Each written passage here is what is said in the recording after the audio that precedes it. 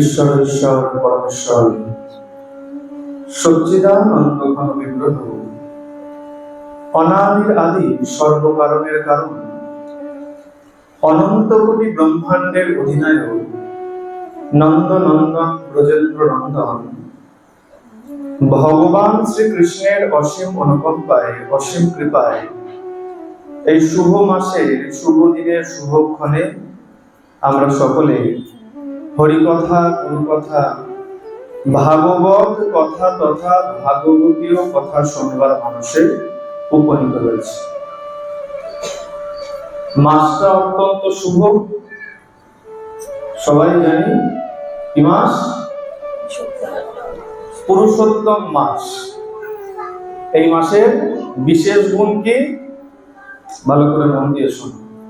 এই মাসের একটা স্পেশাল গুণ আছে, বিশেষ গুণ আছে। বিশেষ গুণ কি? অন্য মাসে, অন্য মাস বলতে বৈশাখ মাস, কার্তিক মাস বা মাঘ মাসে যদি ধর্মকর্ম করো তাতে পুণ্যের মাত্রা যদি 100 হয়, এক মালা যদি করো এই মাসে যদি 100 মাত্রা গিয়ে পুণ্য দাঁড়ায়, পুরুষোত্তম মাস বা অধিক মাস বা মল মাস, এই মাসে ধর্মকর্ম করলে তার পুণ্যের মাত্রা 1000 গুণ বেশি হয়ে যায়। প্রেম সে বলো। এই মাত্র কি শুনলে? ধর্মকর্ম যা করবে 1000 গুণ বেশি ফল পাবে। আরে ধনী দেওয়াটাও তো একটা ধর্মের মধ্যেই পড়ে। তা যত জোরে ধনী দেবে তারা 1000 গুণ বেশি ফল পাবে। সবাই মিলে একসঙ্গে প্রেম সে বলো। দেখো এবার জোর বেড়ে গেল, কেন বলে পুণ্য বাড়াতে হবে। আসলে এই মাস নাম খুব সুন্দর, তাই না? বাবা মা যেমন, ঠাকুমা ঠাকুরদা যেমন 6 ষষ্ঠীর দিন 6 প্রদীপ লাগিয়ে দিয়ে নাম করে, এই মাসেরও নাম দেখো কত কি নাম। প্রথমেই নাম হচ্ছে মল মাস, তাই তো? মল মানে বর্জ্য পদার্থ, যাকে আমরা গ্রহণ করি না, যা আমরা ত্যাগ করে দিই, ফেলে দিই, তার নাম হলো বর্জ্য, তার নাম হলো মল মাস। আচার্যগণ খুব রসিক, তারা বলছে হ্যাঁ সত্যই মল মাস। বৈষ্ণবীয় মতে কিন্তু মল মাস বলে কিছু হয় না, ভালো করে জানেন। স্মার্তবাদীদের কাছে, কর্মকাণ্ডীদের কাছে মল মাস আছে, কিন্তু বৈষ্ণব গণের কাছে মল মাস বলে কোনো মাস হয় না। কি মাস হয়? অধিক মাস হয় আর পুরুষোত্তম মাস হয়।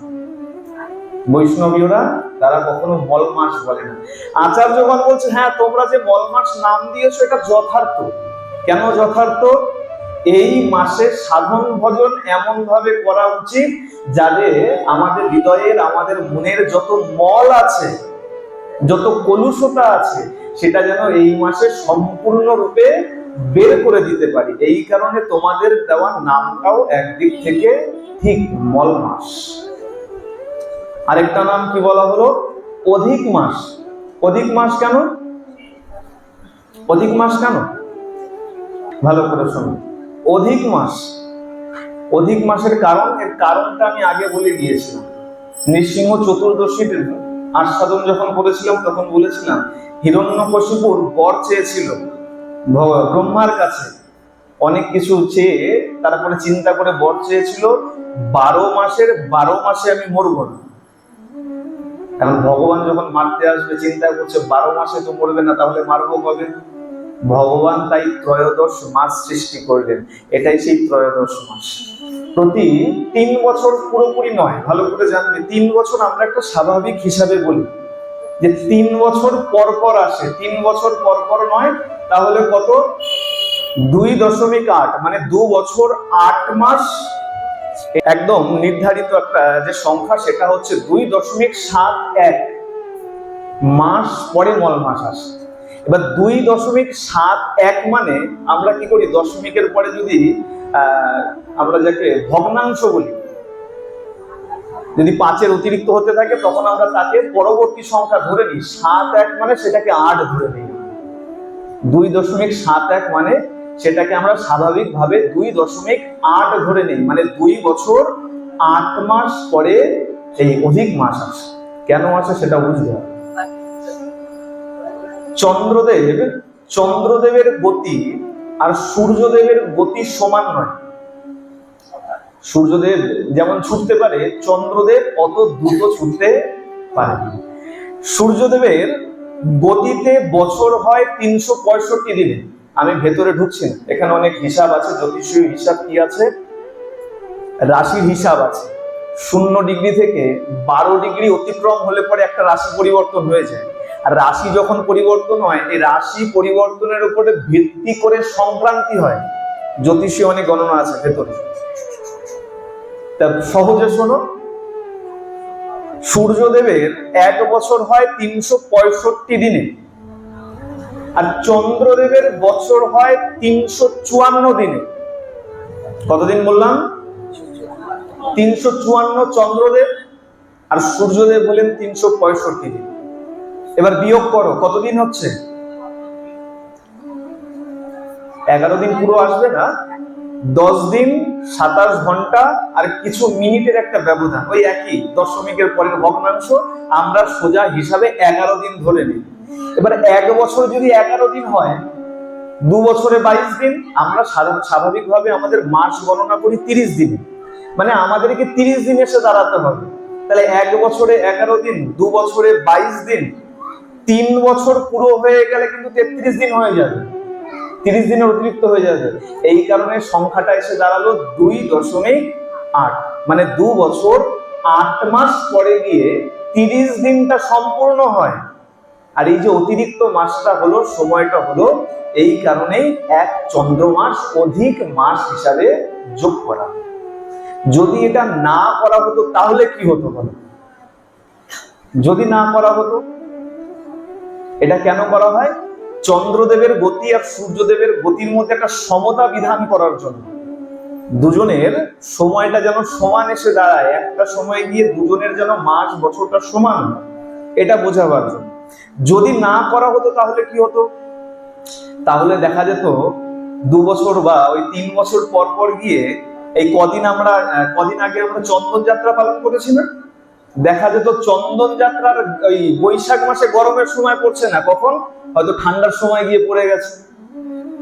যদি এই ব্যবধানটাকে সমতা না বজায় করা হতো অধিক মাস দিয়ে, তাহলে আমাদের তিথি সব পাল্টে যেত, 11 দিন করে পিছিয়ে যেত, একটা ব্যবধান চলে আসতো। এই কারণে দেখো, ঋষিদের আমরা যাদের কথা মানি না, মূর্খ মনে করি, তাদের দেখো কত সুন্দর গণনা। চন্দ্রবর্ষ আর সূর্যবর্ষকে, সৌরবর্ষকে কত সুন্দরভাবে সমতা বিধান করেছে একটা অধিবর্ষ দিয়ে। আমরা অধিবর্ষ বললে, মল মাস বললে পরে একটু সবাই নাসিকা কুঞ্চন করে নাচে, কি আবার মল মাস? তোমরাও সেটা মানো, ইংরাজিতে তাকে কি বলো? লিপিয়ার বলো, বলো না লিপিয়ার? হ্যাঁ, তোমরা লিপিয়ার বলো, আর ঋষিগণ সেটাকেই অধিবর্ষ বা মল মাস বলে গেছে। অধিক মাস বলার আরেকটা কারণ আছে। একটা তো দেখলাম মাস বেশি হয়েছে তাই অধিক মাস, আরেকটা কারণ কি? আবার আচার্যগণের রসিকতা। বলছে শোনো, এই মাসে পুণ্য যা করবে তার ফল অনেক অধিক রূপে লাভ করবে। এই যে এখনই বললাম, 1 মালা করলে 1000 মালার সমান পুণ্য পাবে। এই যে অধিক রূপে পুণ্য পাওয়া যায়, এই কারণে আচার্যগণ বলছে, এই কারণে এই মাসের নাম হলো অধিক মাস। প্রেম সে বলো। আরেকটা কি নাম? পুরুষোত্তম মাস। সবাই জানো পুরুষোত্তম মাস নাম কেন হয়েছে? কেন হয়েছিল? এই যে অধিক মাসের দেবী যখন অধিক মাস সৃষ্টি হয়, তার আগে জেনে নাও, আমাদের সনাতন ধর্মে জড় বস্তু বলে কিছু নেই। ভালো করে শুনো, জড় বলে কিছু নেই। প্রত্যেক বস্তুর মধ্যে, প্রত্যেক পদার্থের মধ্যে একটা সত্তা খুঁজে পাই আমরা। যদি বিশ্বাস না করো, ভালো করে শোনো। সরস্বতী নদী, আমরা নদী রূপে সরস্বতীকে চিনি, আবার সেই সরস্বতীকেই আমরা বাঘ দেবী বলে পূজা করি, করি তো? তাহলে সে জড় নয়? আরো বিচার করো, হিমালয় পর্বত, হিমালয় পর্বত যদি জড় হতো, তাহলে হিমালয়ের ঘরে আমার দেবী পার্বতীর জন্ম হতো না? সুতরাং হিমালয়েরও একটা সত্তা আছে। আমাদের সনাতন ধর্মে জড় পদার্থ বলে কিছু নাই, প্রত্যেকের মধ্যে একটা পৃথক পৃথক সত্তা আছে। ঠিক তদ্রূপ এই 12 মাসের আলাদা আলাদা পৃথক পৃথক সত্তা আছে, ঠিক তেমন ত্রয়োদশ মাসেরও একটা সত্তা আছে। এই ত্রয়োদশ মাসের দেবী তিনি দুঃখ করছেন কার কাছে? বৈকুণ্ঠে ভগবান বিষ্ণুর কাছে গিয়ে। কি দুঃখ করছেন? যে প্রভু আমাকে একটা গতি দিন। কি গতি? আমাকে সবাই মলমাস নাম দিয়ে দিয়েছে, আমাকে সবাই বর্জন করে দিয়েছে, ত্যাগ করে দিয়েছে। কেন? আমার মধ্যে কোনো শুভ তিথি নাই, শুভ নক্ষত্র নাই, শুভ রাশি নাই। সূর্য ভগবান এই সম্পূর্ণ মাসে রাশি পরিবর্তন করে না, এই কারণে এই মাসে সংক্রান্তি হয় না, ভালো করে জানবে। আর সংক্রান্তি না হওয়ার কারণে একে অপবিত্র মানা হয়, মল মানা হয়। সূর্যদেবের গতি ধীর হয়ে যায়। আচ্ছা একটা কথা বলো, সূর্যদেব এই মাসে ধীরে ছোটে কেন? অন্য অন্য মাসে যত গতি নিয়ে ছোটে, এই মাসে, এই পুরুষোত্তম মাসে সূর্য ভগবানের গতি ধীর হয়ে যায় কেন? দুর্বল হয়ে যায় সূর্যদেব নাকি?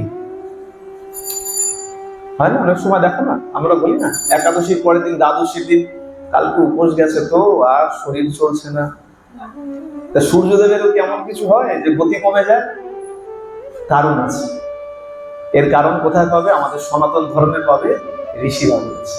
ভালো করে শোনো।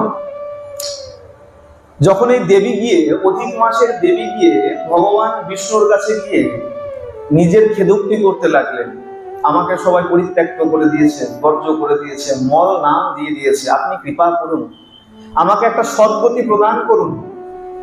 ভগবান বিষ্ণু বলছেন, শোনো দেবী, তোমার যে সমস্যা, এই সমস্যা থেকে আমি তোমাকে কোনো সমাধান দিতে পারি।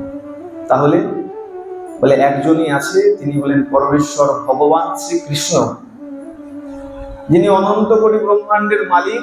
তার কাছে যদি যাওয়া যায় তাহলে তুমি এর একটা বিধান পেতে। চলো আমার সঙ্গে, আমরা যাই গোলক বৃন্দাবন, যেখানে সাক্ষাৎ ভগবান নিবাস করে। ভগবান বিষ্ণু অধিক মাসের দেবীকে সঙ্গে নিয়ে চলেছেন আজকে গোলক বৃন্দাবনের দিকে। যখন গোলক বৃন্দাবনের কাছাকাছি প্রায় এসে গেছে, গোলক বৃন্দাবনের জ্যোতি এত সাংঘাতিক, এই অধিক মাসের দেবী আর চোখ মেলে তাকাতে পারছে না। ক্রন্দন করতে করতে যাচ্ছে আর গোলক বৃন্দাবনের দিকে তাকাতে পারছে না। ভগবান বিষ্ণু বলছেন, আচ্ছা বেশ দেবী, তুমি এক কাজ করো, তুমি আমার পেছনে পেছনে আসো, তাহলে এই প্রভার দিকে, আভার দিকে তোমাকে তাকাতে হবে না, আর তুমি আমার সঙ্গে সঙ্গে গোলক বৃন্দাবনে পৌঁছে যাবে। বললো বেশ তাই হোক। ভগবান বিষ্ণুর পেছনে পেছনে আজকে অধিক মাসের দেবী আসতে আরম্ভ করেছে। আর চলতে চলতে যথারীতি গোলক বৃন্দাবনে এসে সাক্ষাৎ ভগবানের সমীপে এসে উপস্থিত হয়েছে। উপস্থিত হয়ে ভগবান শ্রীকৃষ্ণকে ভগবান বিষ্ণু প্রণাম করেছেন। ভগবান বিষ্ণু যখন প্রণাম করেছেন, ভগবান শ্রীকৃষ্ণ বলছেন, আচ্ছা একটা জিনিস বলো, এই গোলক বৃন্দাবনে তো কেউ ক্রন্দন করে না, কিন্তু আমি যে এক রমণীর ক্রন্দন ধ্বনি শুনতে পাচ্ছি, কেউ মনে হচ্ছে কাঁদছে, আর দুঃখের ক্রন্দন। গোলক বৃন্দাবনে যদি কেউ ক্রন্দনও করে, সেটা কখনো দুঃখের ক্রন্দন নয়, আনন্দের ক্রন্দন। কান্না দু রকমের হয় তো, একটা আনন্দের অশ্রু, আমরা বলি না আনন্দাশ্রু, আনন্দে। মনে করো তোমার আত্মীয় পরিজন বহু দূরে থাকে, বহু বছর পরে যদি আসে বাড়িতে, তাকে দেখলে দেখবে আনন্দ এমন হয় চোখ থেকে জল বেরিয়ে আসে, এটা হলো আনন্দের অশ্রু। আর একটা দুঃখের অশ্রু। এই যে রমণীর ক্রন্দন ধ্বনি শুনতে পাচ্ছি, বাবা বসে পড়ো, কথা বলো না, যে এসো বসে পড়ো।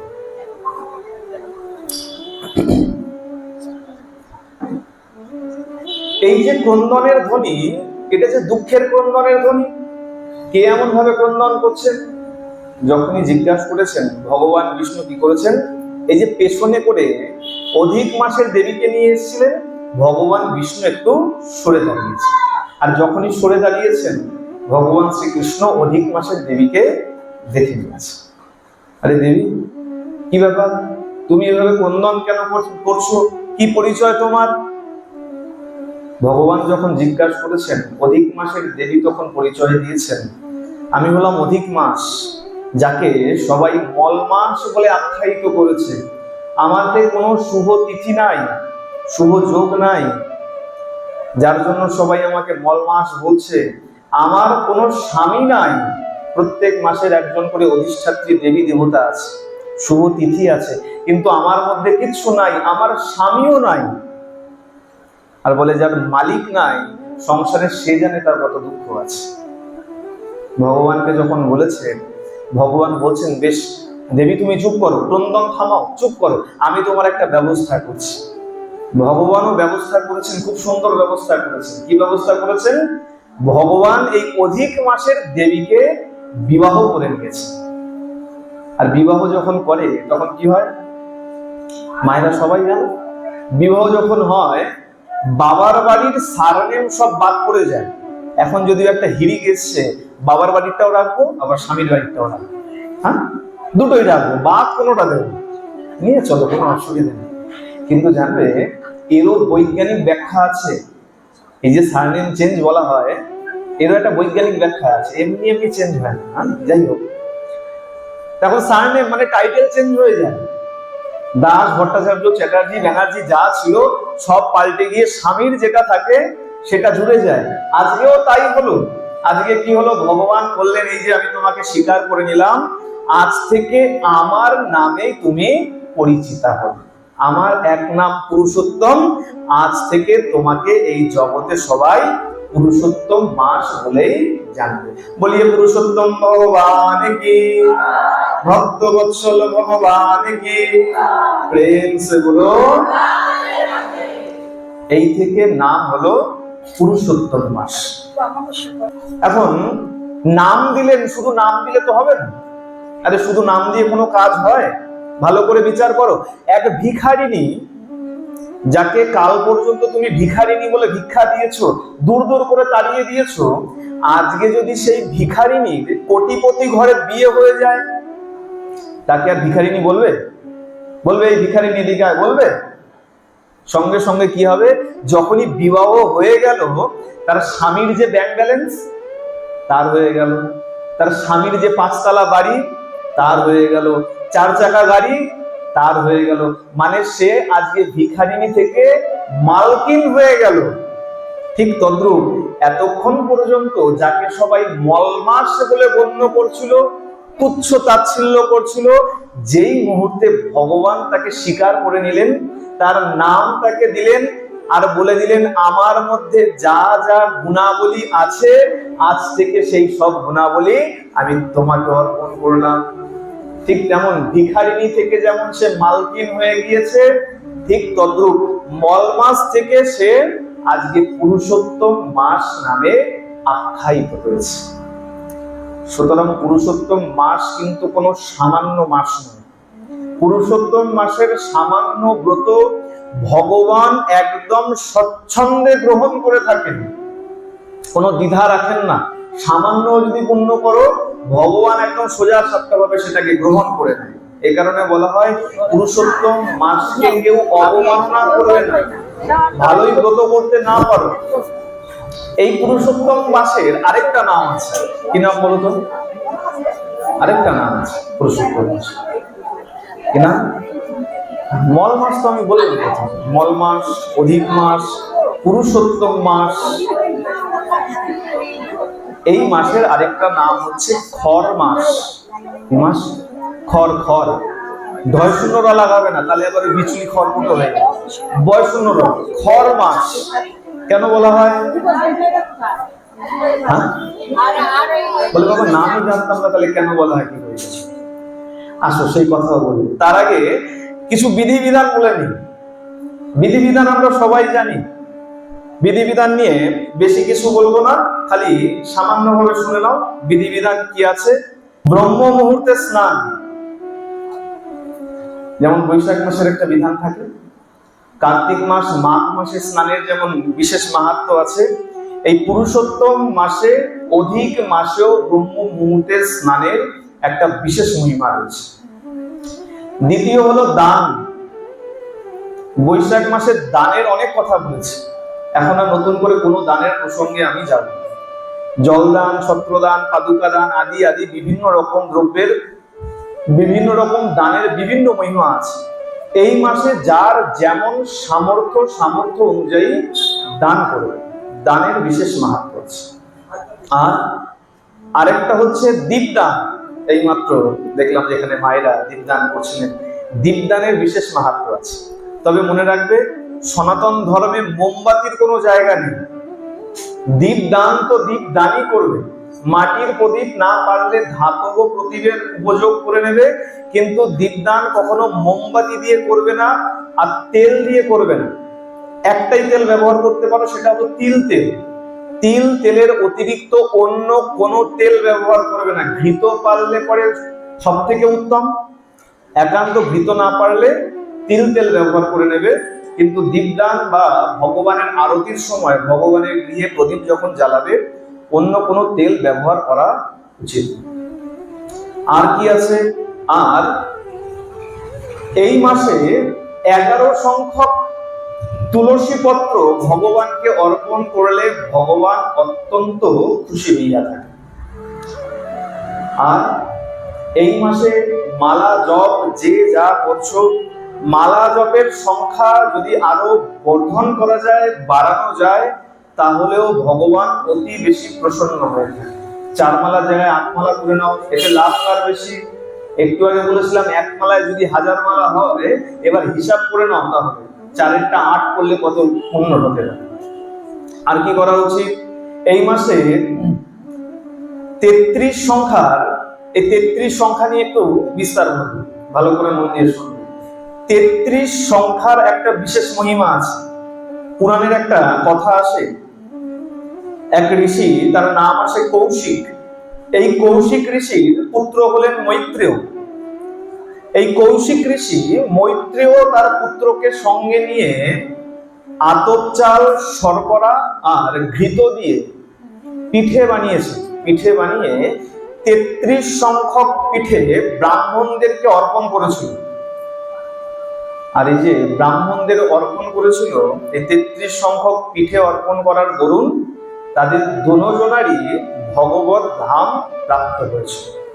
সেই থেকে এই 33 সংখ্যাটা একটা বিশেষ সংখ্যায় পর্যবেসিত হয়েছে।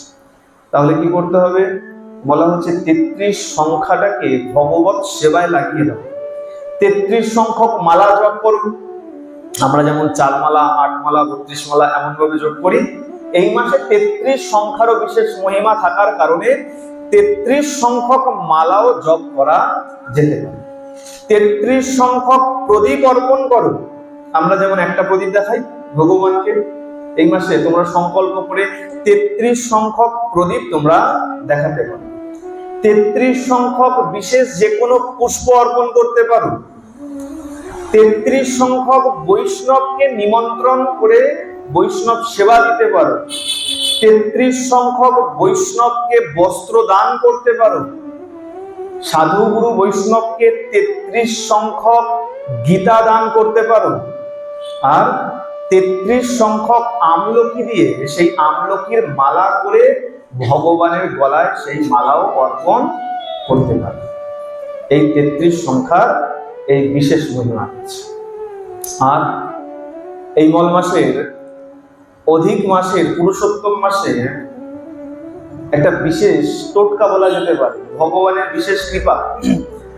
যারা কর্মক্ষেত্রে উন্নতি চায়, মন দিয়ে শুনবে, বাড়িতে সবার সন্তান সন্ততি আছে, নাতি পুতি আছে, চাকরি করতে যায়, সবাই চিন্তা করি ছেলেটার একটু আয় উন্নতি বাড়ুক, মেয়েটার আয় উন্নতি বাড়ুক, নাতি নাতনির বাড়ুক। বলা হচ্ছে যদি কর্মক্ষেত্রের উন্নতি চাও, তাহলে পরে পুরুষোত্তম মাসে, অধিক মাসের নবমীর দিনে যদি কন্যা ভোজন করানো যায়, তাহলে পরে কর্মক্ষেত্রের আয় উন্নতি বৃদ্ধি পায়। কোন দিন? পুরুষোত্তম মাসের নবমীর দিন। নবমী তিথি আসবে, দুই পক্ষের যে কোনো পক্ষই হোক, নবমী তিথিতে যদি কন্যা ভোজন করানো যায়, কন্যা অবিবাহিত, ভালো করে শুনবে, বিবাহিত নয়, বালিকা বা কন্যা যদি হয়, তাদের যদি ভোজন করানো যায়, তাহলে বলা হচ্ছে কর্মক্ষেত্রের আয় উন্নতি বৃদ্ধি। আর কি করবে না, এটা আমরা সবাই জানি। আচ্ছা, করবের মধ্যে আর একটু বলে দিই, যদি কেউ ব্রত করে তাহলে তাকে অবশ্যই হবিষান্ন গ্রহণ করতে হবে। অবশ্যই হবিষান্ন গ্রহণ করতে হবে। যদি ব্রত করে 1 মাস, হবিষান্ন, আমরা সবাই জানি হবিষ্যি বলতে আমরা সবাই বুঝি আতপ চাল, কাঁচকলা, আলু, সন্দক, লবণ, ঘৃত দিয়ে চড়ায় একবারই পাক হবে।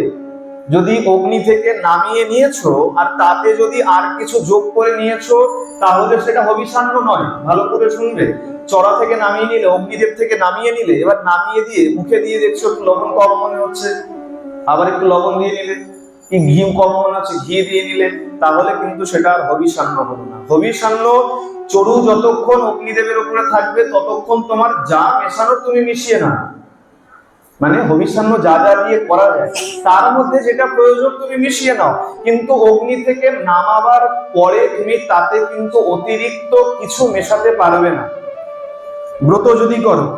আর হবিষান্ন কতবার? 2 বার আহার করা যায় না। হবিষান্ন কতবার খায়? একবারই, তাও কখন? যতক্ষণ সূর্য ভগবান আকাশে উদীয়মান আছে। সূর্যদেব ডুবে গেলে পরে আর খাওয়া, যদি প্রয়োজন হয় ফল নিয়ে নাও, কিন্তু হবিষান্ন দ্বিতীয়বারের জন্য রন্ধন করা যায়।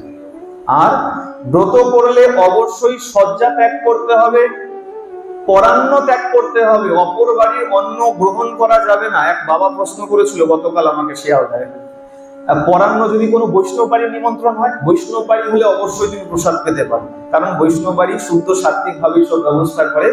পরান্ন কেন নিতে না করা হয়? ব্রতের দিন আমিষ পাত্রে রন্ধন করতেও নাই, আর আমিষ পাত্রে গ্রহণও করতে নাই।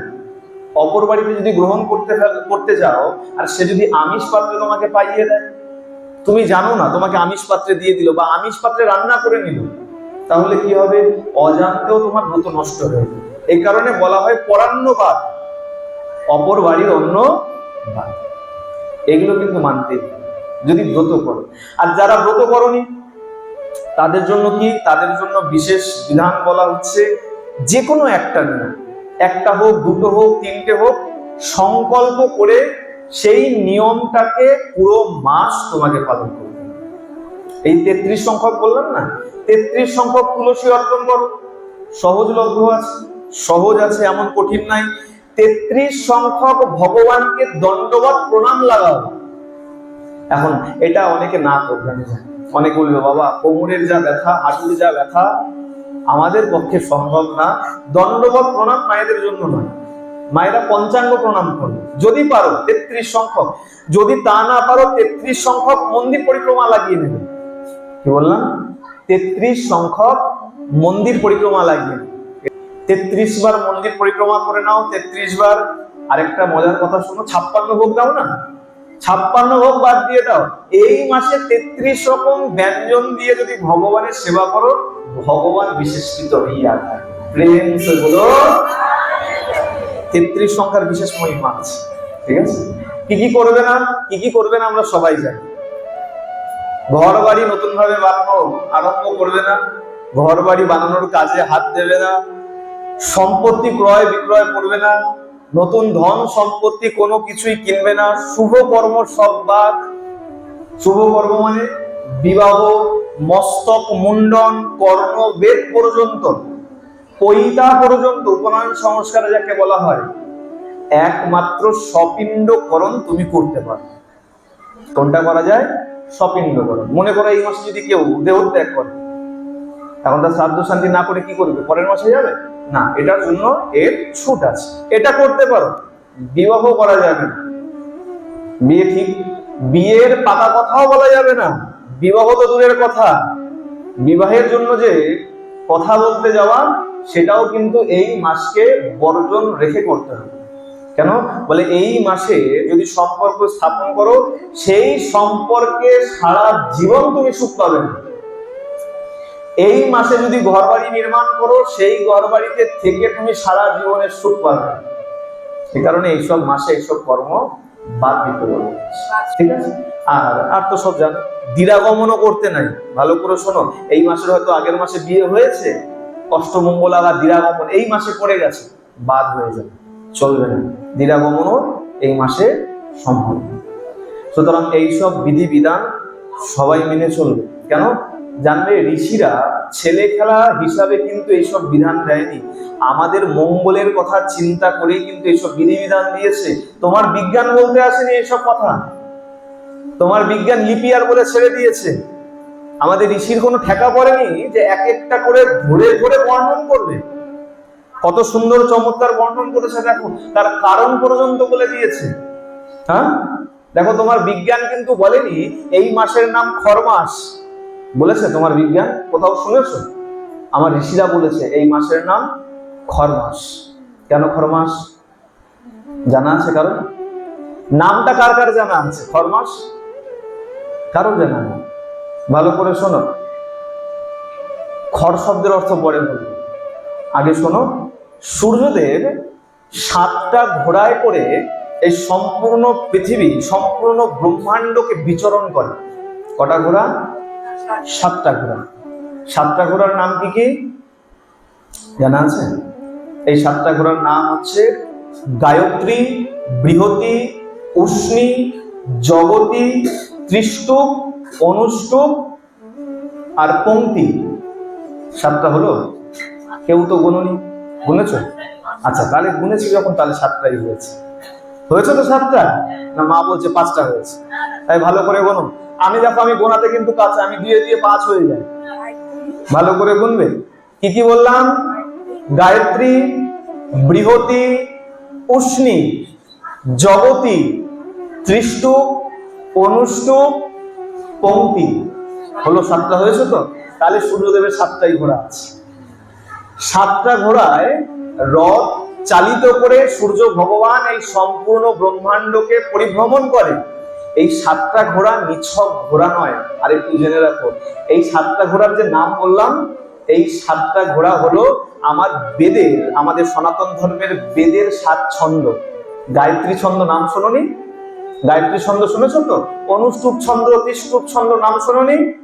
এগুলো হলো বেদের এক একটা ছন্দ, যাদেরকে সূর্য ভগবানের ঘোড়া হিসাবে কল্পনা করা হয়েছে। এই ছন্দের আবার সংখ্যার অক্ষরের ভাগ আছে, তার মধ্যে আর যাচ্ছি। এই যে 7টা ঘোড়া, 7টা ঘোড়াকে রথে লাগিয়ে নিয়ে তো সূর্য ভগবান ছুটছে, 12 মাস অনবরত ছুটছে।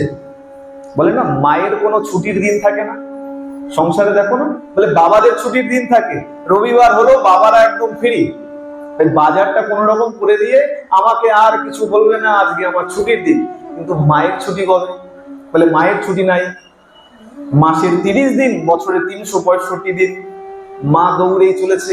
সূর্য ভগবানের কোনো ছুটি নাই, সূর্য ভগবানও 365 দিন ঘুরেই চলেছে। কেন?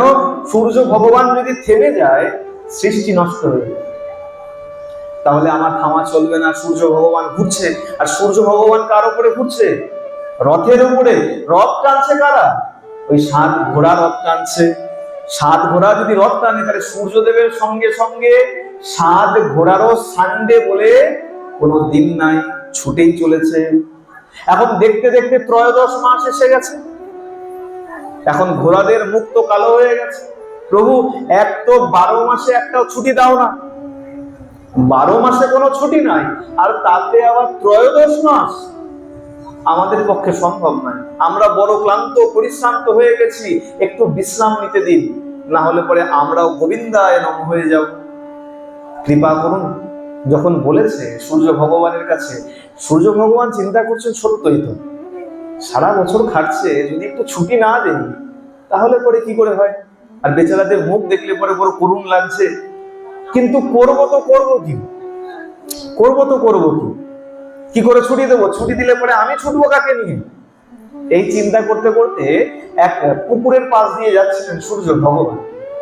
আর যখনই যাচ্ছে, হঠাৎ করে চোখ পড়েছে ওই পুকুরের পাড়ে 2টো গাধা জল পান করে বিশ্রাম করছে।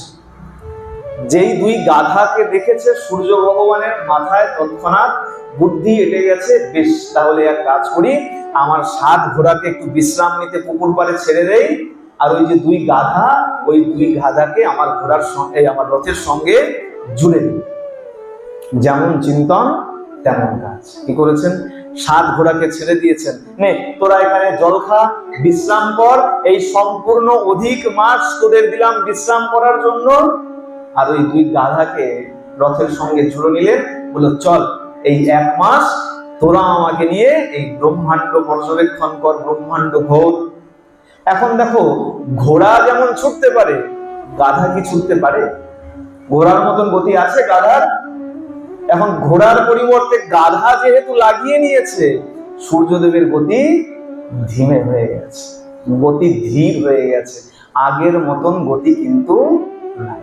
এ কারণে বলা হয় এই মাসে সূর্যদেবের গতি ধীর থাকে, বৃহস্পতির প্রভাব কম হয়ে যায়, যে কারণে সংক্রান্তি হয় না। আর সেই কারণেই এই মাসকে মল মাস বলা হয়। বোঝা গেল? বলে বাবা সব তো বললে, খড়ে তো তুমি আসলে না। আচ্ছা আসো, খড়ও বলি। সংস্কৃতে খড় শব্দের অর্থ হলো গাধা। বোঝা গেছে? পরিষ্কার হয়েছে?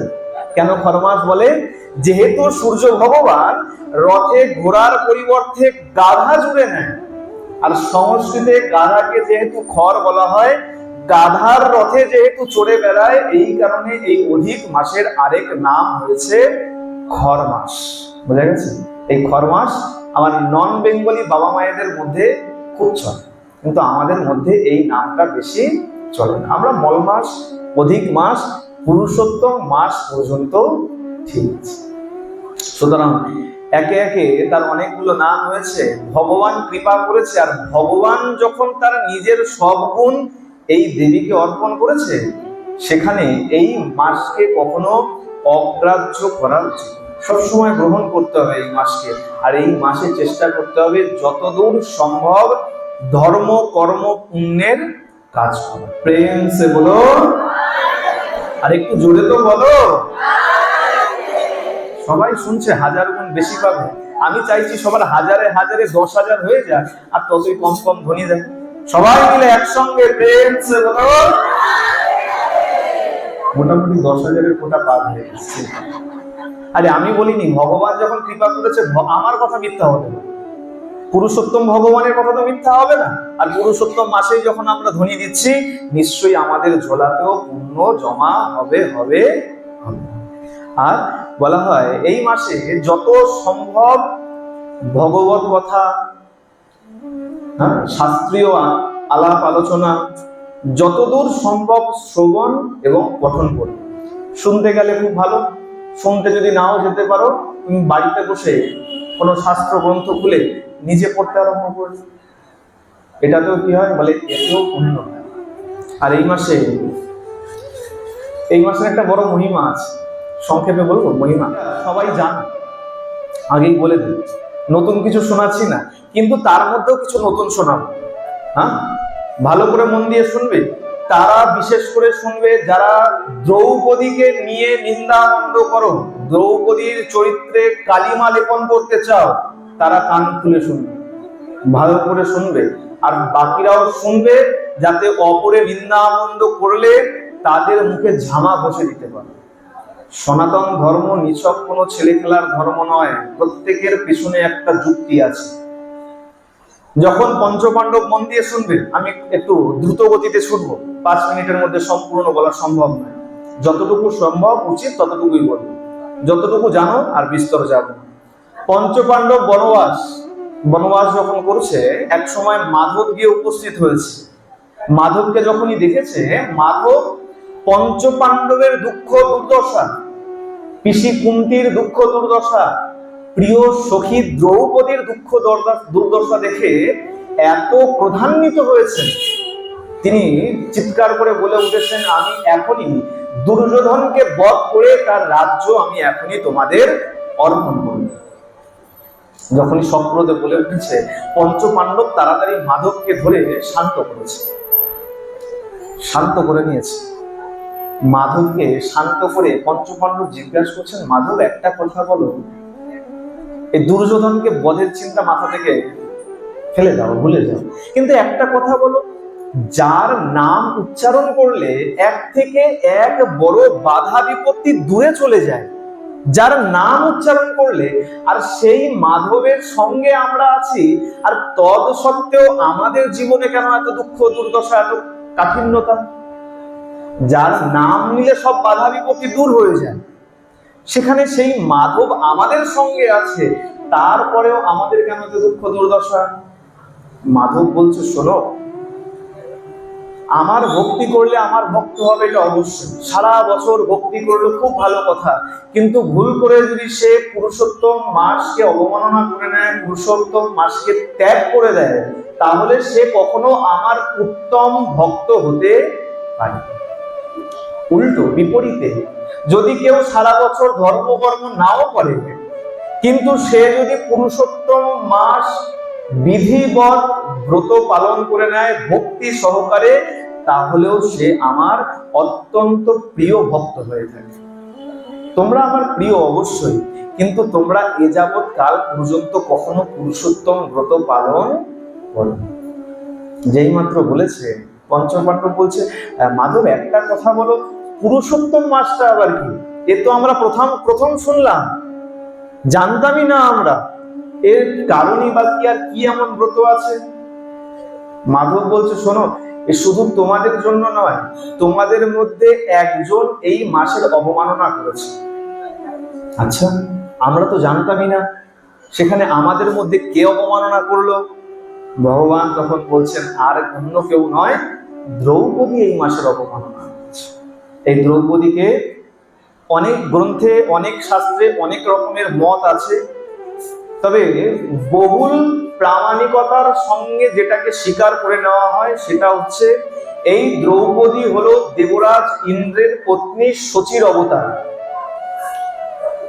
দেবরাজ ইন্দ্রের পত্নী শচী, সেই শচী দ্রৌপদী হয়ে এসেছিল।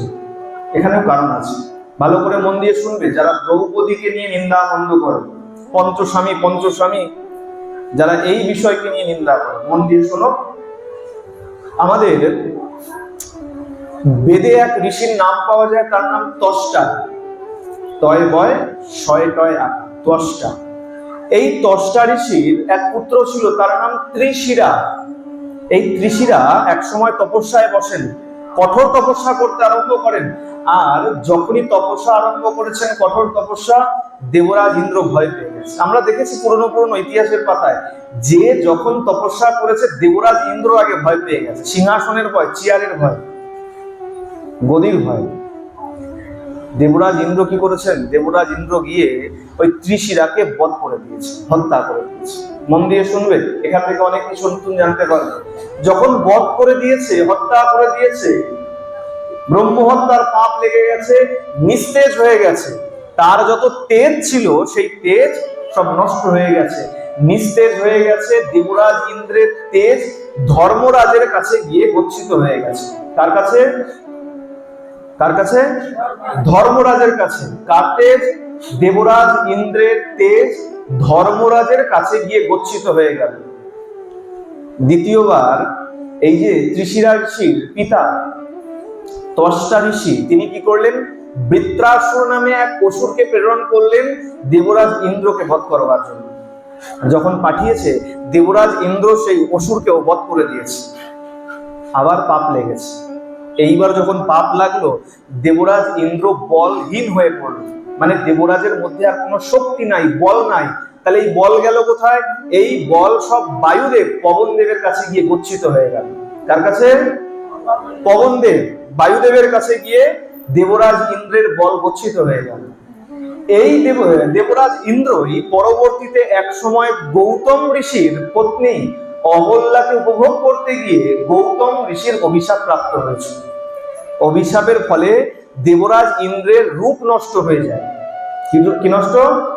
রূপ নষ্ট হয়ে যায়। আর সেই রূপ কোথায় চলে যায়? অশ্বিনী কুমার দ্বয়ের কাছে। তাহলে দেবরাজ ইন্দ্রের তেজ গচ্ছিত হলো ধর্মরাজের কাছে। মন দিয়ে শোনো, আর আমি যা যা বলছি মনে মনে বলো, না হলে বাড়ি যেতে যেতে আর কিছু মনে থাকবে না, সব ভুলে যায়।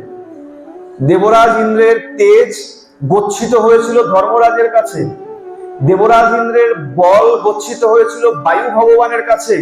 আর দেবরাজ ইন্দ্রের রূপ গচ্ছিত হয়েছিল অশ্বিনী কুমার দ্বয়ের কাছে। ঠিক আছে, এইবার আসো আমার ভগবতী কুন্তির কাছে। কুন্তি যখন মন্ত্র প্রাপ্ত হলো, মন্ত্রের দ্বারা দেবতাদেরকে আহ্বান করে তার মনের মতন বর চাইতে পারত। একবার মন্ত্র উচ্চারণ করলেন, আর মন্ত্র উচ্চারণ করার সঙ্গে সঙ্গে বিবাহের পরে, বিবাহের আগে নয়, বিবাহের আগে যে পরীক্ষা করেছিল তাতে কর্ণের জন্ম হয়েছিল। কর্ণ দেবরাজ ইন্দ্রের অংশ নয়। পরবর্তীতে যখন আবার মন্ত্র প্রয়োগ করলেন, প্রথমে ধর্মরাজ এসে উপস্থিত হলেন। আর ধর্মরাজ কি করলেন? ধর্মরাজের কাছে দেবরাজ ইন্দ্রের যে তেজ বর্ষিত ছিল সেই তেজ কুন্তির গর্ভে নিক্ষেপ করে দিলেন। আর সেই তেজের থেকেই তেজবান পুরুষ যুধিষ্ঠির মহারাজের জন্ম হল। বুঝতে পেরেছ? এইবার দ্বিতীয়বার যখন মন্ত্র প্রয়োগ করেছেন, পবনদেব বায়ুদেব এসে উপস্থিত হয়েছে। বায়ুদেবের কাছে ইন্দ্রের কি ছিল? বল ছিল। বায়ুদেব কি করলেন? সেই বল কুন্তী দেবীর গর্ভে প্রয়োগ করলেন। আর যখন বল প্রয়োগ করেছেন, সেই বল অর্ধেক অর্ধেক হয়ে এক ভাগ থেকে ভীমের জন্ম হয়েছে আর এক ভাগ থেকে অর্জুনের জন্ম হয়েছে। তৃতীয়বার যখন মন্ত্র প্রয়োগ করতে যাবে, মাতৃদেবী এসে হাত ধরে গিয়েছে, দিদি তোমার সন্তান আছে, আমার সন্তান নাই, কৃপা করো, আমাকে মন্ত্র দান করো। মন্ত্র যখন দান করেছে, মাতৃদেবী যখন মন্ত্র প্রয়োগ করেছেন, অশ্বিনী কুমারদ্বয় এসে যখন উপস্থিত হয়েছে, অশ্বিনী কুমারদ্বয়ের কাছে দেবরাজ ইন্দ্রের কি ছিল? রূপ ছিল। সেটা যখন মাতৃদেবীর গর্ভে নিক্ষেপ করেছে, মাতৃদেবীর যমজ সন্তানের জন্ম হয়েছে। তাদের নাম হলো নকুল আর সহদেব। এদিকে সেই শচী, দেবরাজ ইন্দ্রের পত্নী, তিনি পরবর্তীতে মেধাবী ঋষির কন্যা হয়ে জন্মগ্রহণ করেছিলেন।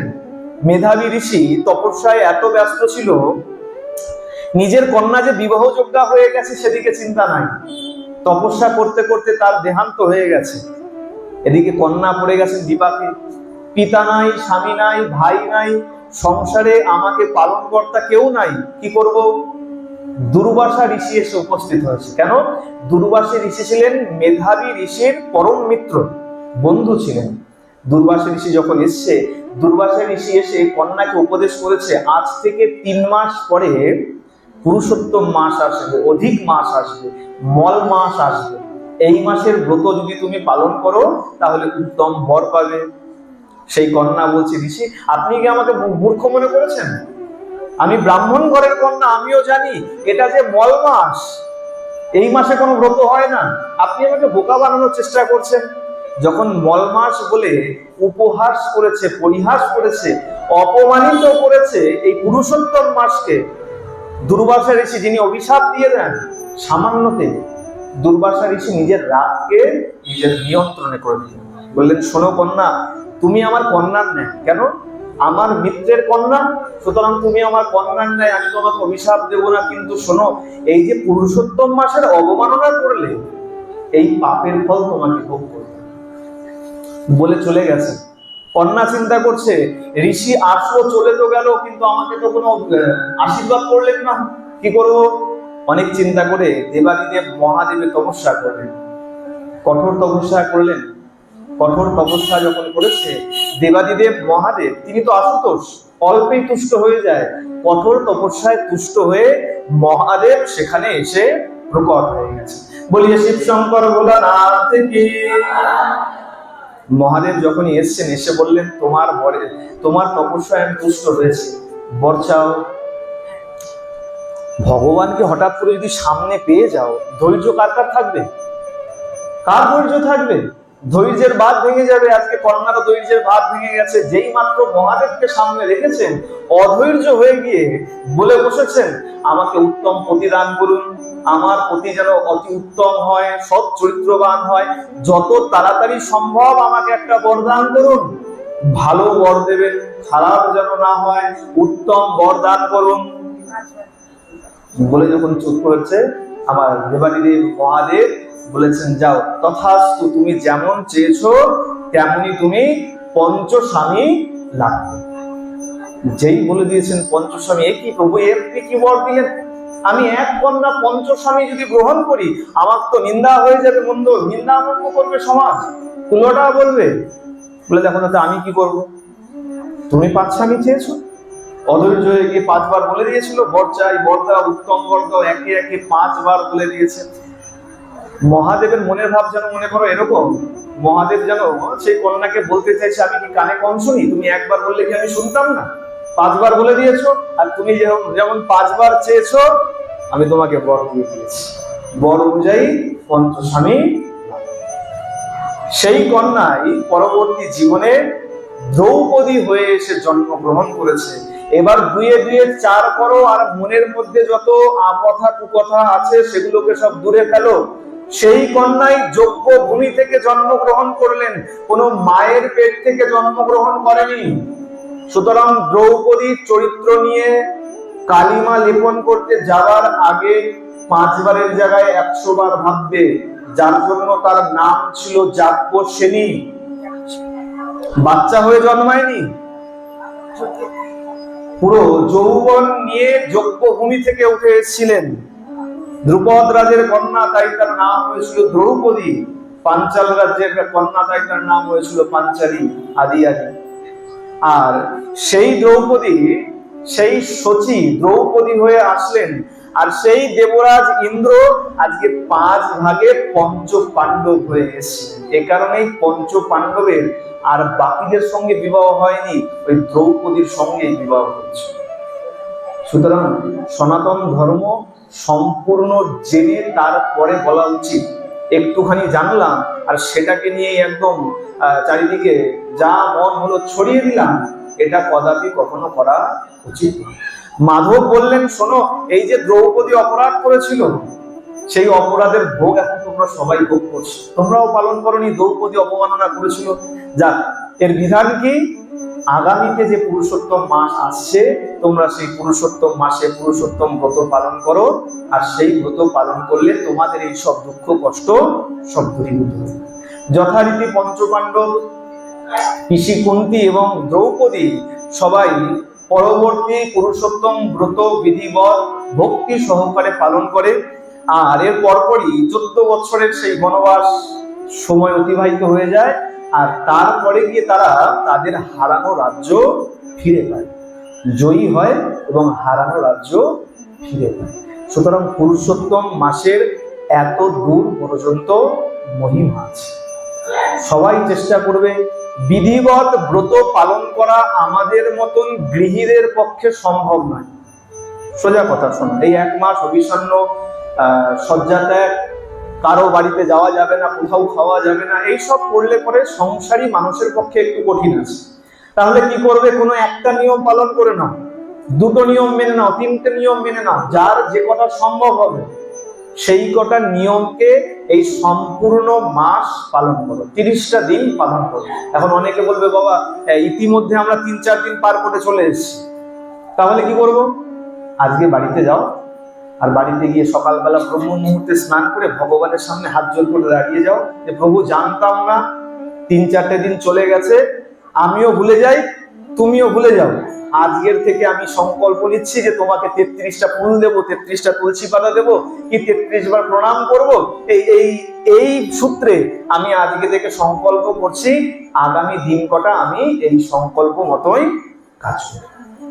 আমার মনে হয় না গোবিন্দ তরবারি বের করে বলবে, আয় আগে যুদ্ধ করি, কেন তুই 4 দিন করিসনি। এটা আমার মনে হয় না গোবিন্দ।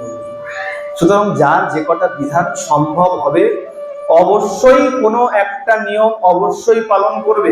তাতে 4 মালা জপ করো, 8 মালা জপ করো, যাই করো না কেন, কিন্তু কোনো একটা নিয়মকে এই পুরুষোত্তম মাসে অবশ্যই পালন করবে। কেন? দেখো, পঞ্চপাণ্ডবদের যদি গতি হয়, একদম জ্বলন্ত উদাহরণ যদি আমরা পেয়ে গেছি, সেখানে আমাদের কি গতি ভগবান দেবে না? সুতরাং কোনো একটা বিধি বিধান অবশ্যই সবাই পালন করবে। প্রেম সে বলো। আসো, এখানেই আজকের মতন ভাগবতীয় কথা, পুরুষোত্তম মাসের মাহাত্ম্য কথা শ্রবণ করে ভাগবতীয় কথা বিশ্রাম দিচ্ছি। ভুল ভ্রান্তি ত্রুটি বিচ্যুতি সবাই নিজ মনে ক্ষমা করবে। শ্রী গুরু